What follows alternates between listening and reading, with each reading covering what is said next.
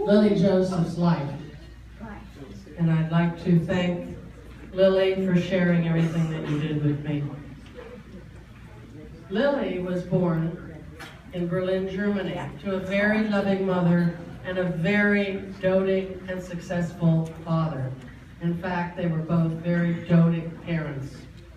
Her father was the head of the largest film company in Germany, and both a film and music director. Lily was an extremely intelligent child because at the age of 4, her father told her about a man named Hitler, and that one day they were going to probably have to leave Germany because of him. Things became more difficult for Jews in the early 30s, and her father finally made the decision that they needed to leave. Lily was but 10 years old when they left Germany, Berlin, forever to go live in Paris. Her father, being a resourceful man that he was, once again found work and became successful. That was until they were incarcerated in French detention camps in Gurs and Libourne. I hope my French is okay for you, Lily. Thank you. She's very tough. Beginning on September 1, 1939 until August of 1942. Camp Gurs was an internment and refugee camp constructed in 1939, a site in Gurs, a site in southwestern France not far from Pau. At the start of World War II, the French government interned Germans and citizens of other Axis powers, as well as French nationals who they considered potentially dangerous. Lily and her mother were interned there for being Germans, and her father was separated and in Libourne. After the Vichy government signed an armistice with the Nazis in 1940, it became an internment camp for mostly Jews. They were separated, she and her mom, from her father and husband. During those horrible days of not knowing whether or not you would ever find freedom again, or whether or not you would even survive, Lily showed an incredible amount of courage and strength. On the day of the German invasion in 1940, Lily and her mother were able to leave the camp. However, that was short-lived, and they spent another 2 years interned as Jews. In 1942, they once again were able to walk out of the camp. They knew that if they did not take this chance, they might perish, which actually turned out to be true because a week later, the Nazis rounded up all the Jews in the camp and sent them to Germany, different camps. So, again, Lily showed her strength by encouraging her mother and her to leave. So they were out escaping, and there were German and French soldiers all around. I tried to envision it. You know, I saw this bench where they stopped, and I couldn't even envision it because it just is incomprehensible. And they sat down. Her mother wanted to wait to find her father, and Lily said, "Mom," you know, in German, "we can't. We will not survive. We must leave." And imagine this woman who was married and a daughter having to leave the person that they loved. But Lily convinced her mother, and as they were getting up, honestly, they looked over and they saw a figure walking their way. It was her father. It was like they couldn't believe it. So jubilantly, they were now together, and even more amazing, they managed to get U.S. visas thanks to Lily's amazing ways. And those of you that know Lily well, pretty hard to say no to the woman. They boarded a ship, the SS Wyoming, on their way to Martinique. It was a cargo ship, and it stopped at Casablanca. and they and many others were taken off the ship and put in a closed train. Senegalese guards, now their captors.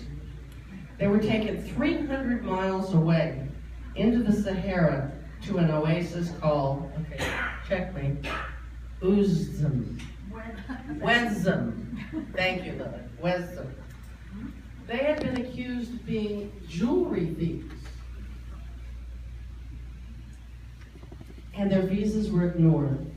They were housed in barracks with tin roofs, men and women together. The temperatures reached soaring temperatures, scorching levels, and they suffered. Lily helped in the hospital bringing tea to syphilitic Arabs. Many people died of malaria. Nazis picked up Jews at random and hauled them off. Lily came to the attention of the camp commander, who helped her get word out to the world where they were. The Joint Committee of Jewish Federation sent a 2,000-ton ship to take 600 people out of danger to Staten Island. Lily had amoebic dysentery and was often with high fever, lost most of her hair, and had a distended belly. During all of this time, and this was in discussion when I would spend time with Lily at her house, she told me, I never lost hope. I never doubted I would be saved. They would never beat her down, not her dignity, nor her Jewish pride of heritage. She would not be defeated. She kept her head high. She was a fighter, be it a lucky one. She learned early not to be passive and not to be a follower, to take every opportunity to have hope and optimism, even staring into death. No lies or horrible environments or the pessimism of others would get her down. She would and could survive no matter what. With that attitude inside, she arrived in New York with her parents in September 1942. She worked, she went to night high school and to night college. And she went to work. She realized that working for others would not get her where she wanted, so she borrowed money and bought a bankrupt travel agency in 1960, which she turned into a mega success, the most successful travel company that was privately owned. She says that she used the same principles of hope, optimism, luck, hard work, and belief in leading fairly to be successful. Oh, she dabbled at the time in marriage. She married a man, and something I don't know. And that wasn't her cup of tea, so she ended that, and she spent all her time making the business successful. Thanksgiving, 1967, found her here in the desert, and she loved Palm Springs so much she bought a condo, and from 1973 till 1981, she came here part-time. She had already been involved in the world of music and art in New York, so why not here? So, and this is how I knew her, she spent 30 years on the board of the Palm Springs Opera Guild. She was president. She was tough. I was on the board then. Tell me about it. And in 1994 created the New Year's Eve Beer Ball, which saved the Guild from bankruptcy at the time. It was very difficult.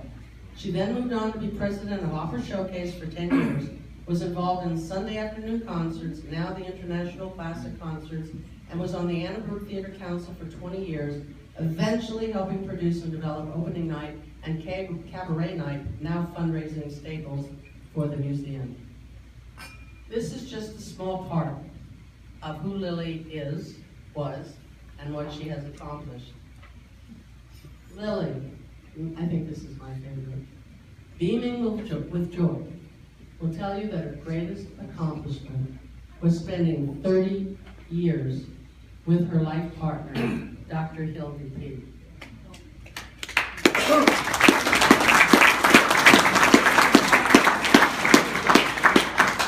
This was no small task because same-sex relationships were not accepted by most people at the time. And she and Hildy lived a life with much culture and many friends for 30 years.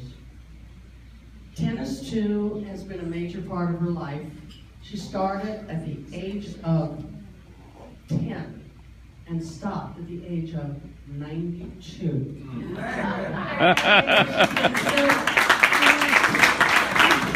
considers the tennis club to be her second home, and thanks Harold Master for that. And Harold had 2 other events and sent his love to both women because he adores them both.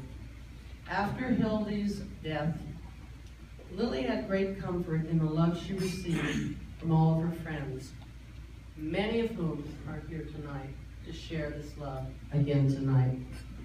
I would like to add that I have known Lily for about 25 years and have loved and admired her all that time. We have had great discussions, genuine arguments, great sharing of intimate stories, and fun times being together and working together. I like to think I'm a bit like you, Lily. She affirms that I am. How, I will not share. It has been my honor to have been a part of this evening and to tell you a small part of Lily's life. Lily, last year when I asked you if you would take this award, do you remember what you said to me? See me in January. No, you said, darling, I don't even buy green bananas. Well, my dear friend, you made it, and here we are tonight telling you of our love and respect. You are a giant among us.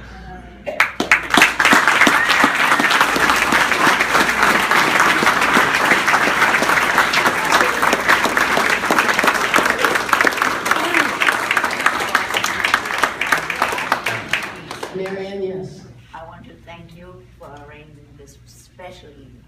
Thank you, Marianne. Thank you very much. Thank you very much. And I didn't get a chance to read Marion's, but Lily's When I Rise 2016 Inspiration Award from Opera Arts for keeping the flame of hope alive through music.